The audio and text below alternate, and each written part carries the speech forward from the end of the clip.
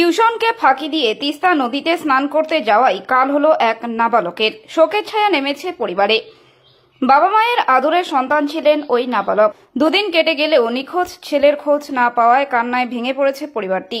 তিস্তায় স্নান করতে গিয়েছিল, কিন্তু এমনই দুর্ভাগ্য যে তলিয়ে গেল নাবালক। তার দেহ উদ্ধারে তল্লাশি জারি রেখেছে পুলিশ ও বিপর্যয় মোকাবিলার কর্মীরা। জলপাইগুড়ির গজলডোবা সংলগ্ন সরস্বতীপুর চা বাগানের মারাপুর লাইনের এই ঘটনায় তীব্র চাঞ্চল্য ছড়িয়েছে। প্রায় দুদিন হয়ে গেল, এখনো কোনো খোঁজ মিলল না নাবালকের।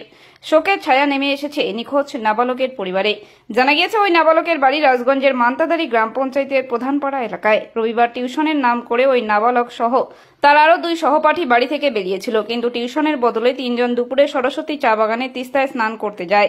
সেখানেই ঘটে দুর্ঘটনা। তিস্তার জলে তলিয়ে যান ওই নাবালক। সন্ধ্যার সময় ছেলে নিখোঁজ হওয়ার খবর পায় পরিবারের সদস্যরা, কিন্তু রাতের অন্ধকারে বৈকুণ্ঠপুর জঙ্গল লাগোয়া তিস্তায় উদ্ধার কার্য করা সম্ভব নয়। তাই সোমবার সকাল হতেই নাবালকের খোঁজে নামে পুলিশ ও বিপর্যয় মোকাবিলা কর্মীরা। যদিও এখনো পর্যন্ত নাবালকের দেহ মেলেনি।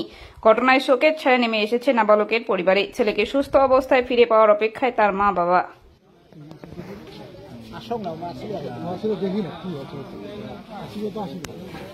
অনুষ্ঠান বাড়ি আছে।